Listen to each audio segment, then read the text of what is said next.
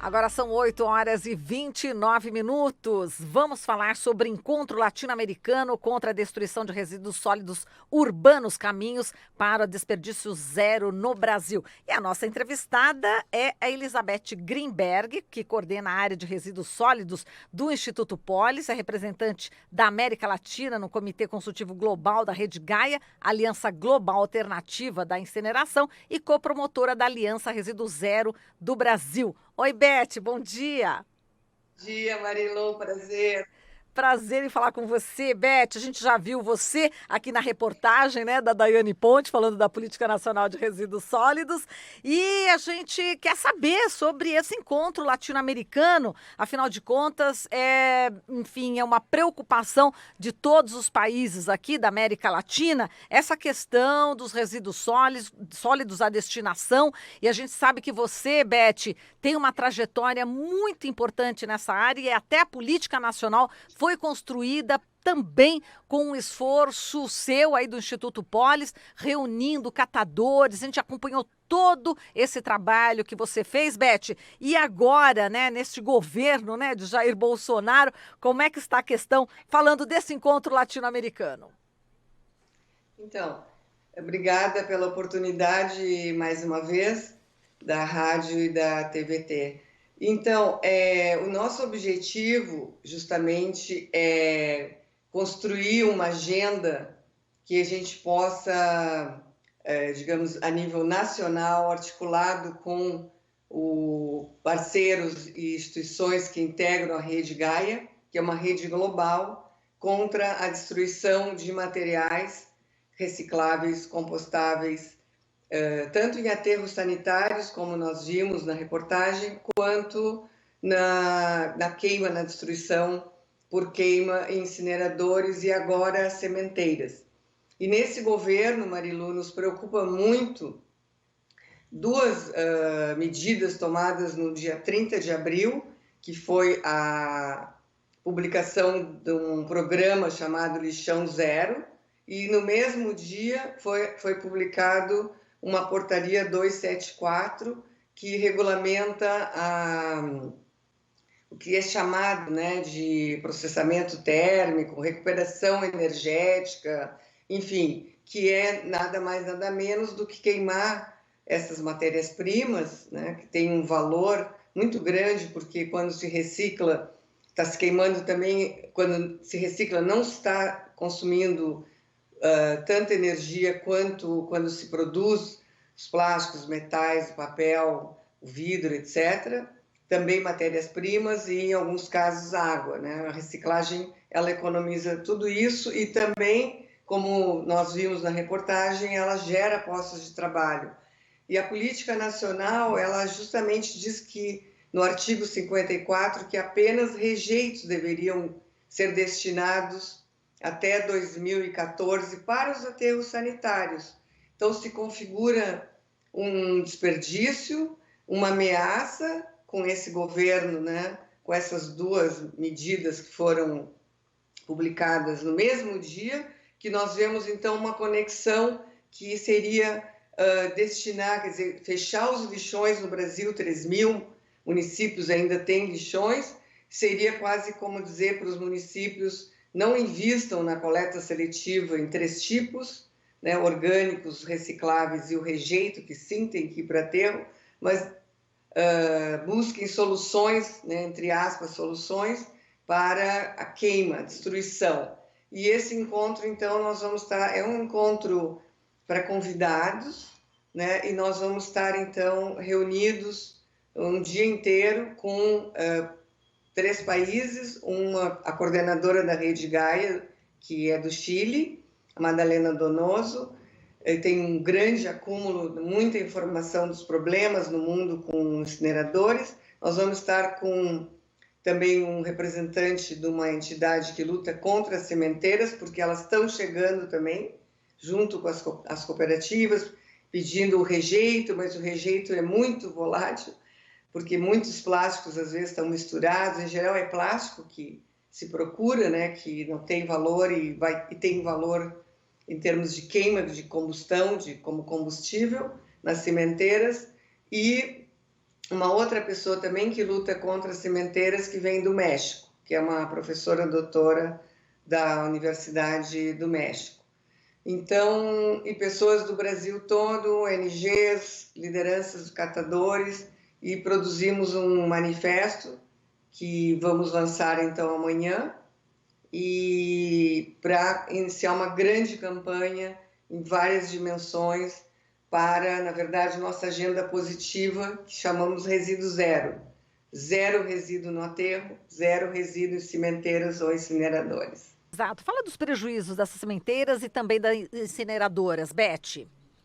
Então, tem vários impactos, além de destruir matéria-prima e a questão de, em termos de não gerar o mesmo número de postos de trabalho que a cadeia da reciclagem gera, tem os impactos na saúde humana, tem emissões de substâncias tóxicas, ainda que se diga sempre que os filtros vão filtrar isso, mas tem uma permissão, né, de emissão de uma determinada quantidade, tecnicamente falando, né, tem um valor, uma medida de emissão, mas ela se acumula na atmosfera, no ar. Então, quer dizer, nós vamos estar respirando substâncias tóxicas cancerígenas que afetam, inclusive, o feto, né, deformações, já tem comprovações. O professor Saldiva também é um aliado, já esteve numa outra debate conosco, né, professor Saldiva,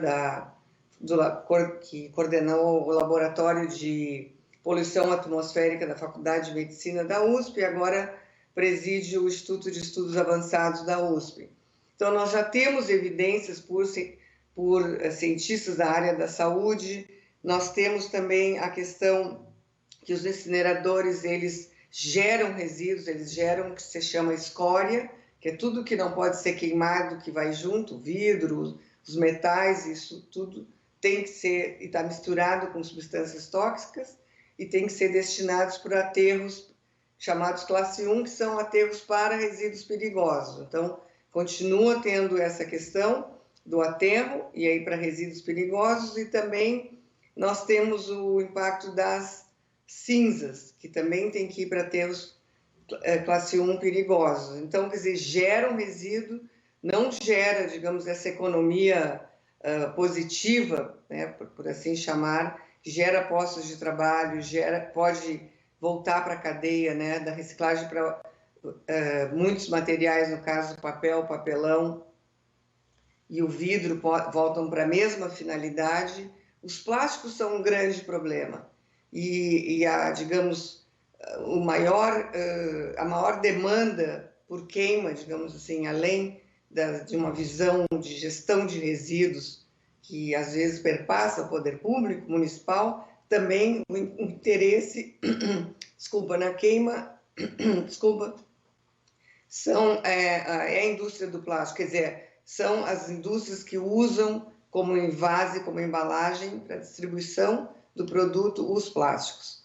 Então, a gente também trabalha na perspectiva da não geração, vai ser uma discussão também que nós vamos ter, como que nós pressionamos por uma política de uma produção mais sustentável, durável, que é acabar, banir, como a Europa está fazendo, até 2023, todos os descartáveis vão ser banidos, e é uma votação expressiva no Parlamento Europeu.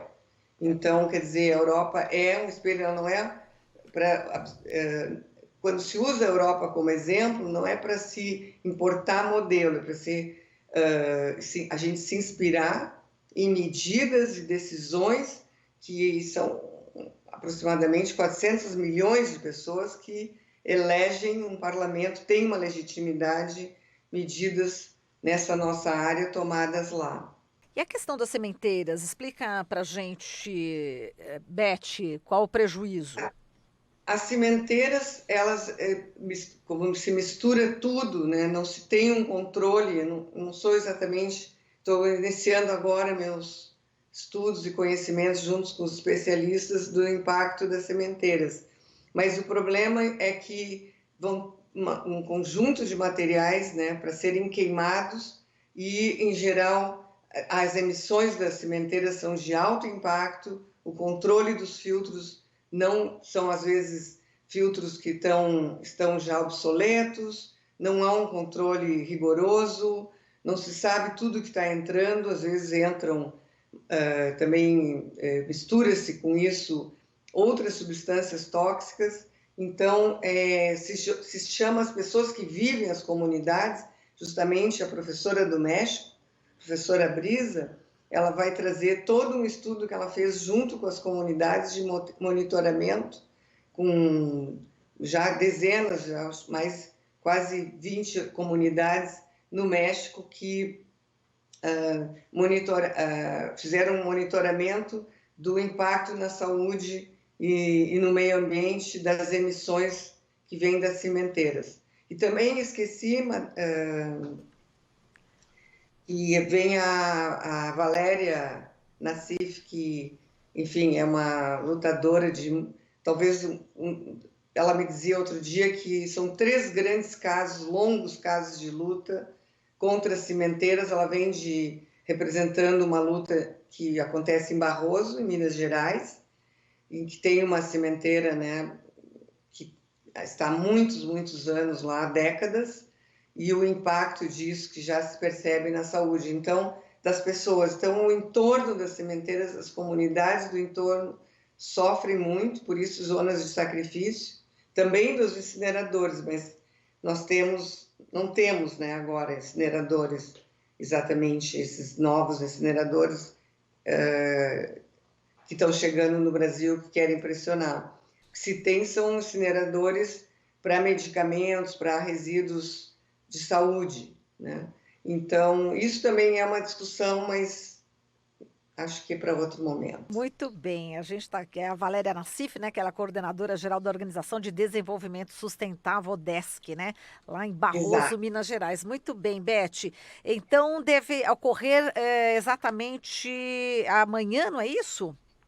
O Nós encontro? não estamos podendo convidar as pessoas que nos escutam, porque como nós vamos fazer um trabalho de grupos para desenhar realmente um plano de ação, esse é um evento, então, que depois nós vamos divulgar. Estamos fazendo essa primeira anúncio aqui na Rádio Brasil Atual e TVT, mas nós vamos divulgar os resultados, vamos chamar mais pessoas para se juntarem nessa luta. Agora é um desenho de campanha que, então, para poder a metodologia funcionar, extrair os resultados e ações, um plano, nós decidimos trazer pessoas que estão, né, como lideranças dos catadores, ONGs de Minas Gerais, do Recife, de outros lugares do Paraná, Rio Grande do Sul, Rio, vem gente de vários estados, e esses companheiros de Gaia América Latina,